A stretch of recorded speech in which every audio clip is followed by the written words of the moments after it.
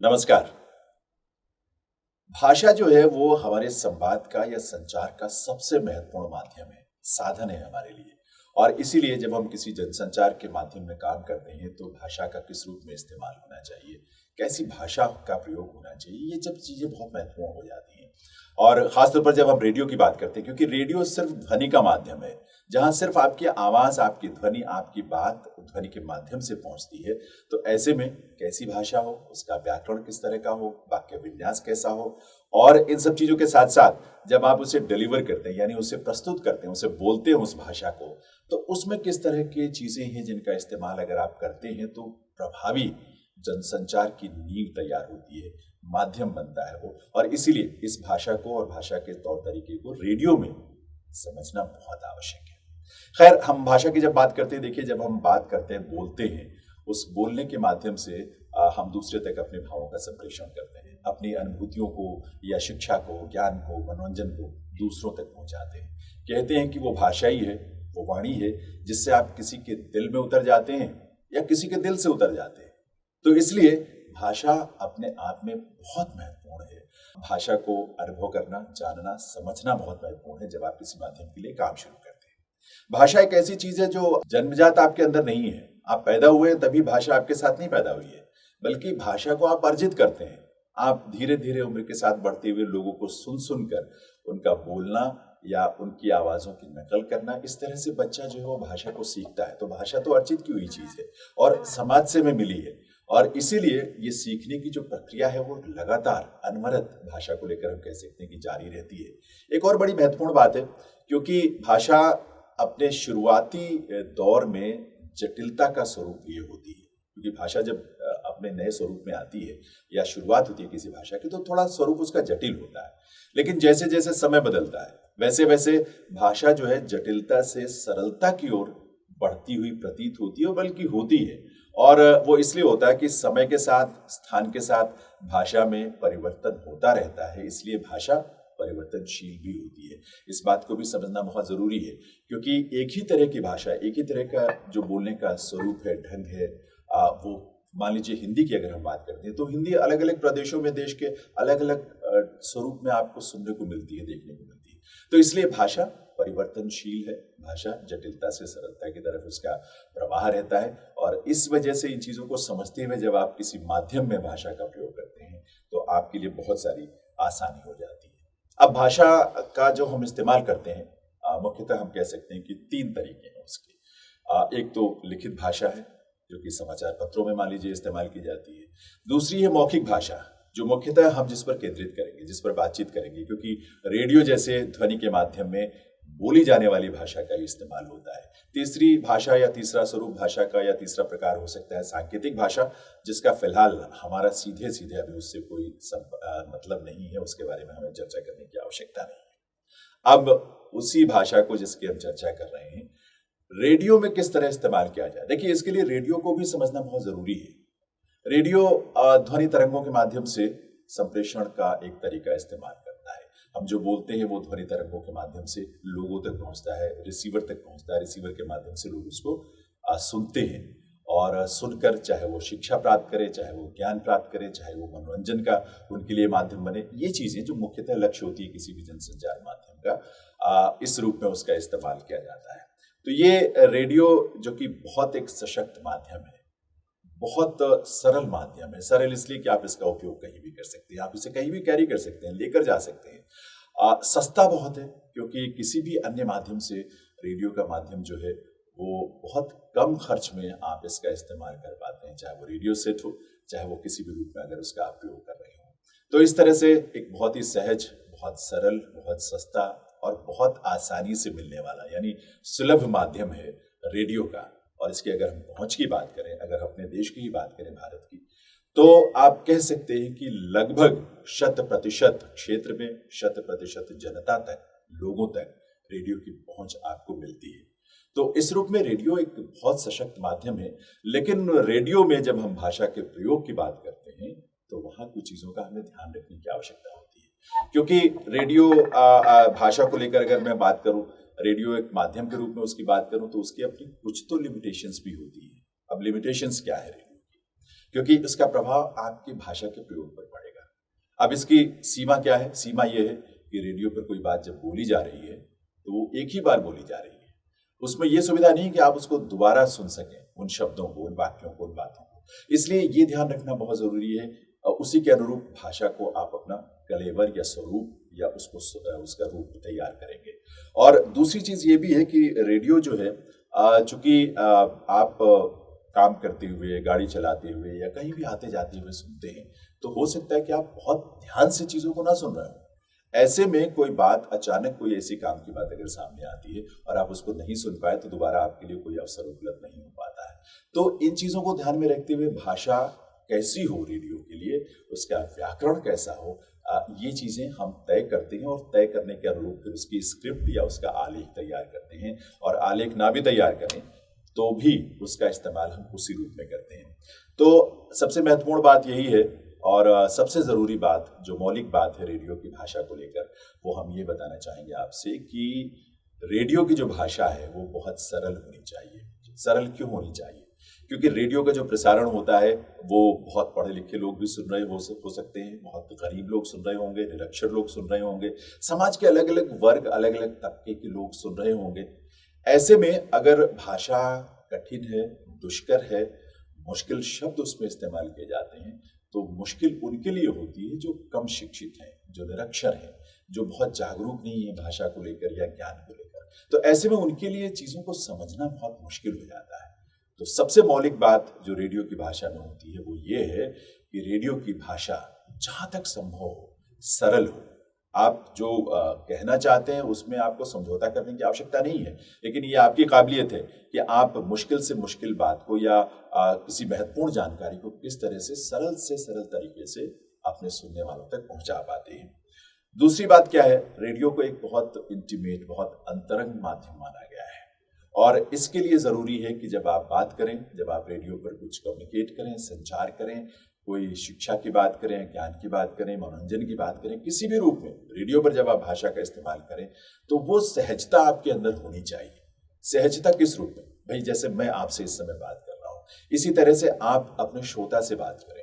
Microphone को radio में कहते हैं इस बात को कि माइक्रोफोन आपका दोस्त है जिसके साथ आप गुफ्तगू कर रहे हैं, अंतरंग बातचीत कर रहे हैं। अंतरंगता का मतलब यही है कि जैसे कोई बीच में दीवार नहीं है, एक माध्यम जरूर है लेकिन वो अदृश्य माध्यम है और इसलिए बहुत सहज ढंग से, बहुत सरल ढंग से हम बात को करते हैं और अंतरंगता का ये भाव श्रोता को हमसे बहुत गहरे से जोड़ता है। ये स्वाभाविक सी बात है, आप खुद इस बात को महसूस करेंगे। इसलिए इन चीजों का ध्यान रखना जो है वो बहुत आवश्यक है। भाषा को लेकर अगली बात जो मैं आपके साथ साझा करना चाहता हूँ वो है रेडियो में जब हम बोलते हैं तो भाषा का जो उच्चारण हम करते हैं शब्दों का, वो भी बहुत महत्व रखता है। क्योंकि एक मानक भाषा होती है किसी भी माध्यम में अगर आप इस्तेमाल करते हैं और मानकता में ये बात भी तय है कि जो शब्द जिस तरह से बोला जाना चाहिए, अगर वो वैसे नहीं बोला जाता है तो उसका प्रभाव उस रूप में पैदा नहीं होता है या उसका अर्थ का अनर्थ भी हो सकता है। जैसे मान लीजिए अगर आप उर्दू के शब्द का इस्तेमाल करते हैं, खुदा खुदा की अगर हम बात करते हैं और हम खुदा शब्द अगर बोलते हैं तो इसका मतलब कि कुछ और शब्द हम कहना और कुछ बात कहना चाहते हैं। इसी तरह से जिंदगी की जगह जिंदगी अगर बहुत लोग बोलते हैं या स्थानीय असर में स्थानीय प्रभाव से कुछ शब्दों के उच्चारण में दोष आ जाता है। स्टेशन बोलते हैं या देश बोलते हैं, कई जगह इस तरह की बातें होती हैं। तो एक प्रसारणकर्ता के लिए ये बहुत आवश्यक है कि आपके लिखने में भी भाषा की शुद्धता होनी चाहिए, यानी शब्द जो आप इस्तेमाल कर रहे हैं उनको सही ढंग से लिखा जाना चाहिए। और चूंकि ये बात अब हम आलेख तो श्रोता तक नहीं पहुंचा रहे हैं, श्रोता तक तो हमारी बात पहुंच रही है हमारी वाणी के माध्यम से, तो उस वाणी में उसका उच्चारण भी सही ढंग से होना चाहिए। ये बहुत महत्वपूर्ण है। चूंकि जैसे कि मैंने पहले भी चर्चा की कि रेडियो में चीज़ें दोबारा आप सुन नहीं सकते, इस तरह की सुविधा नहीं होती है। इसलिए जब आप अपनी बात को कहना चाहते हैं तो उस बात में अंकों का इस्तेमाल अगर आप कम से कम करें या ज़्यादा जो उलझने वाले अंक होते हैं उस तरह के, जिसको कि एक श्रोता सुनकर याद नहीं रख सकता या एकदम से उसको समझ में नहीं आता है, तो इस तरह की चीज़ों को भी अवॉइड करना चाहिए। इस तरह की चीज़ों को हमें बिल्कुल अपनाने की ज़रूरत नहीं है।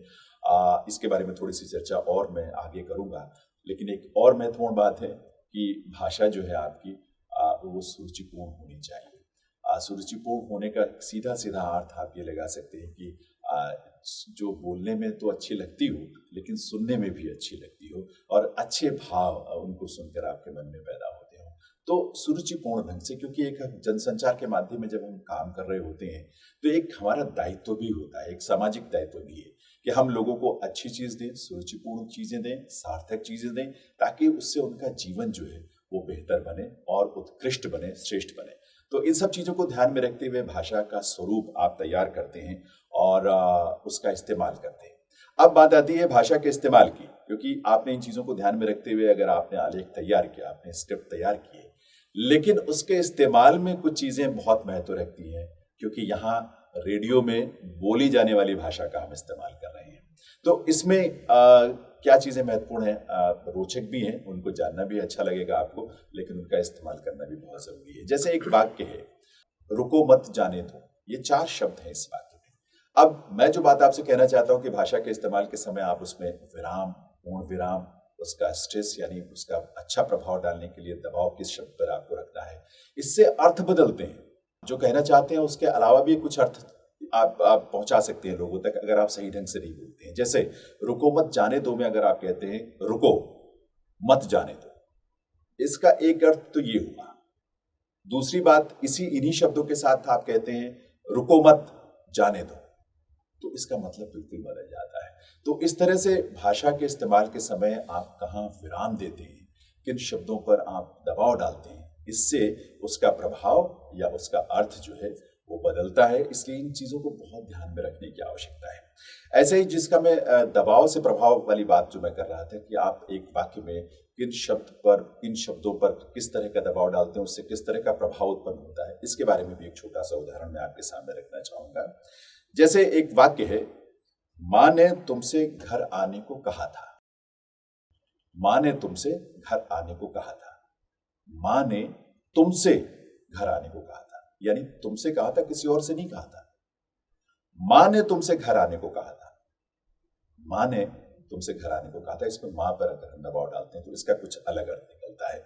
इसी तरह से मां ने तुमसे घर आने को कहा था, कहीं और जाने को नहीं कहा था, घर आने को कहा था। तो इस तरह से जब एक सेंटेंस में, एक वाक्य में जब आप दबाव किसी शब्द पर डालते हैं तो उससे प्रभाव जो उत्पन्न होता है वो सही मायने में आपकी भाषा को और भाषा के भाव को संप्रेषित कर पाता है। इसीलिए ये चीजें बहुत महत्वपूर्ण हो जाती हैं। देखिए, आमतौर पर जब हम रेडियो की भाषा की बात करते हैं तो इसमें रेडियो के संदर्भ में अगर मैं बात करूं, जिस तरह से हमने पहले लिखित और मौखिक और सांकेतिक भाषा की बात की, लेकिन रेडियो में जो जिस तरह की भाषा, क्योंकि यहाँ हम आलेख बनाते जरूर हैं लेकिन आलेख संप्रेषित नहीं होता है। संप्रेषित तो हमारी बात होती है, हमारी वाणी के माध्यम से बात करने होती है, संप्रेषित होती है। तो इसलिए मुख्यतः चूंकि एक सहज सरल माध्यम है, अंतरंग माध्यम है, तो यहाँ हम जो भी लिखते भी हैं उसकी प्रस्तुति बड़ी अनौपचारिक ढंग से होती है। तो मुख्यतः कुछ अगर 2 वर्गों में मैं इसको बांटना चाहूँ अपने रेडियो में भाषा के इस्तेमाल को, तो एक तो हम कह सकते हैं औपचारिक भाषा। औपचारिक भाषा जैसे कि समाचारों में हम इस्तेमाल करते हैं। औपचारिक भाषा का इस्तेमाल हम आप बहुत जगह कह सकते हैं कि रूपक जैसे फीचर्स होते हैं उसमें हम इस्तेमाल करते हैं, या जो सजीव प्रसारण होते हैं, कुछ महत्वपूर्ण कार्यक्रम होते हैं, उस तरह की गरिमायुक्त प्रस्तुतियां होती हैं, उसमें औपचारिक ढंग से हम चीजों को प्रस्तुत करते हैं। या कुछ कार्यक्रमों की प्रस्तुति, उसमें भी हम जो उद्घोषणाएं होती हैं आमतौर पर, वो हम औपचारिक रूप से करते हैं। उदाहरण के लिए जैसे मैं आपको बताऊं कि अब शास्त्रीय संगीत का अगर कार्यक्रम हम प्रस्तुत कर रहे हैं तो हम उसमें सीधे सीधे औपचारिक रूप से इस बात की सूचना या जानकारी श्रोता तक पहुंचाते हैं। उदाहरण के लिए ये आकाशवाणी का दिल्ली केंद्र है। शास्त्रीय संगीत के कार्यक्रम में लीजिए सुनिए पंडित जसराज का शास्त्रीय गायन। अब इस तरह के कार्यक्रमों में इसी तरह की भाषा और इसी तरह की शैली में परिचय दिया जाता है। इसमें बहुत ज्यादा अनौपचारिक रूप से कुछ चीजों को घटाने बढ़ाने की आवश्यकता नहीं होती।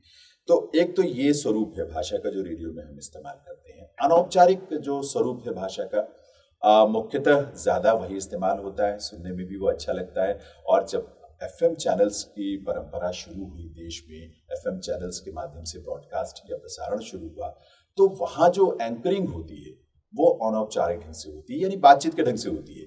वहां इस तरह की भाषा का, जिस तरह की आलेख लिखा गया हो और उसको पढ़ा जा रहा हो, ऐसी भाषा का इस्तेमाल न तो वांछित है, न करना चाहिए, क्योंकि उससे बिल्कुल अच्छा प्रभाव पैदा नहीं होता। तो वो अनौपचारिक भाषा जो है वो आपकी अंतरंग भाषा के रूप में लोगों तक पहुंचती है।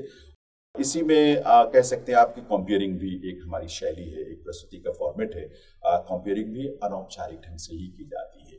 अब बात करते हैं सजीव प्रसारण की। सजीव प्रसारण जो कि लाइव ब्रॉडकास्ट होता है, किसी जगह से हम करते हैं, किसी इवेंट का या किसी आयोजन का लाइव प्रसारण करते हैं, तो वहाँ भाषा जो इस्तेमाल की जाती है उसके बारे में मैं ये कहूँगा कि वो भाषा अवसर के अनुकूल होनी चाहिए।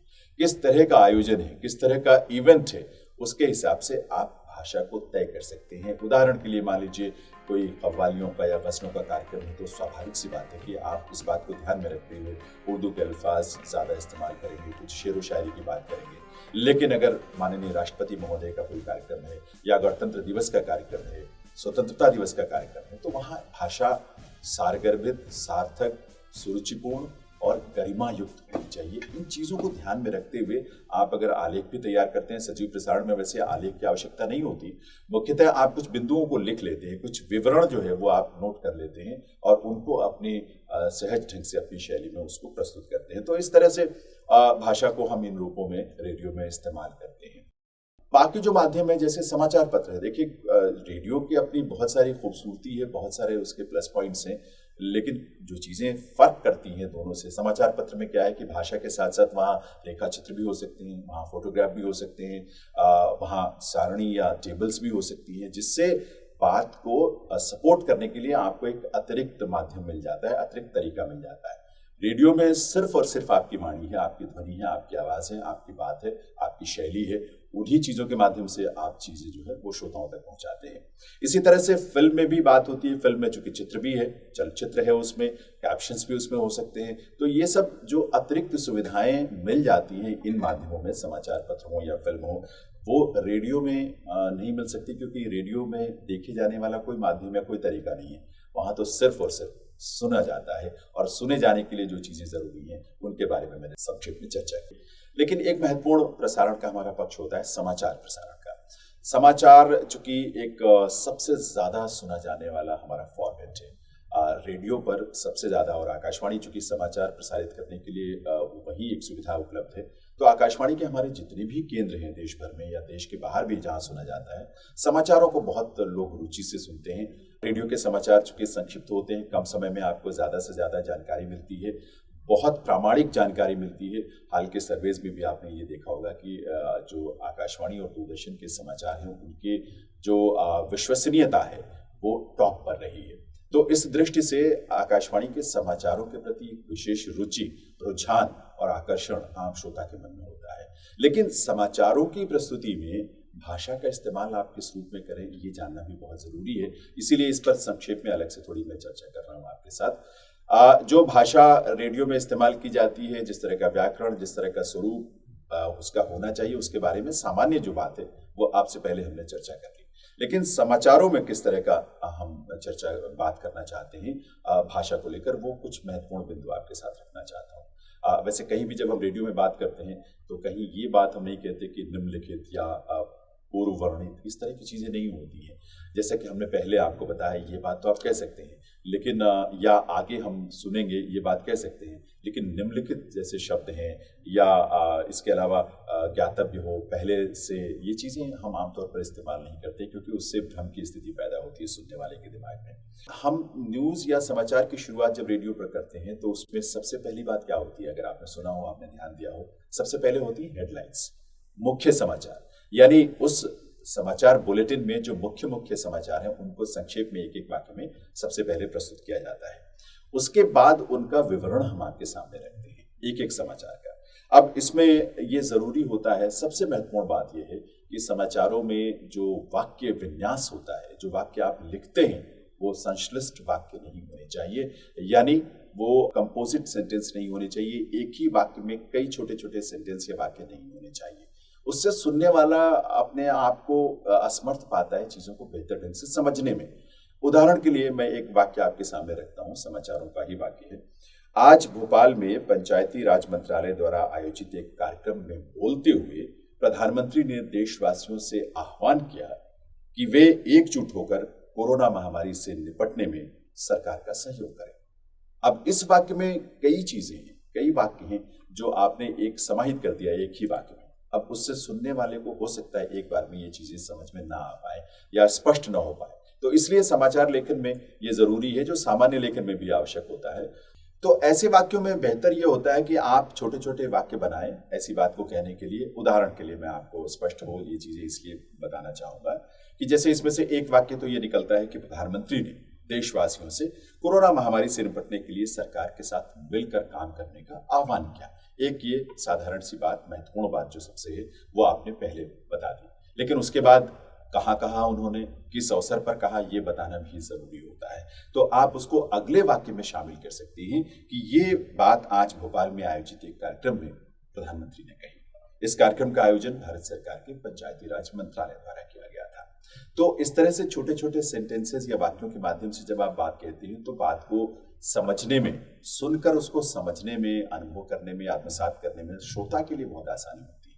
तो ये चीजें बहुत महत्वपूर्ण है जो कि ध्यान में रखी जानी चाहिए।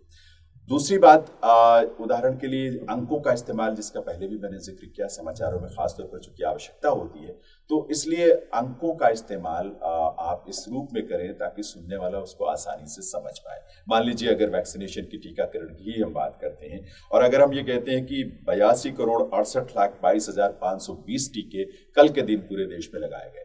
अब ये जो जानकारी है यानी संख्या है, इसको रिटेन करना, इसको याद रखना बड़ा मुश्किल है। तो आप इसको लगभग करके बात बता सकते हैं। इसको आप मोटे मोटे तौर पर अगर इसको आप कहना चाहें, मान लीजिए अगर 82.5 करोड़ से ज्यादा की संख्या है तो लगभग 83 करोड़ या 82.5 करोड़ या 82,62,00,000 लोगों को टीके लगाए, इससे ज्यादा लोगों को टीके लगाए। इस तरह से बात को आप कह सकते हैं, समेट सकते हैं। तो ये कुछ बहुत ही मौलिक बातें हैं जिनको ध्यान में रखने की आवश्यकता होती है। छोटे सेंटेंसेस का और वाक्यों का एक और फायदा होता है, क्योंकि समाचार में कई बार समय की बाध्यता होती है। समय अगर आपके पास नहीं है तो आप किसी भी वाक्य को छोड़ सकते हैं और छोड़ने से आपके जो मुख्य समाचार हैं या मुख्य जो बातें हैं वो प्रभावित नहीं होती हैं।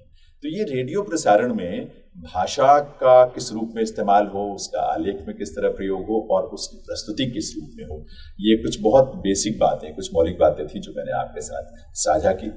मुझे लगता है कि आपके लिए जरूर ये बातें उपयोगी होंगी।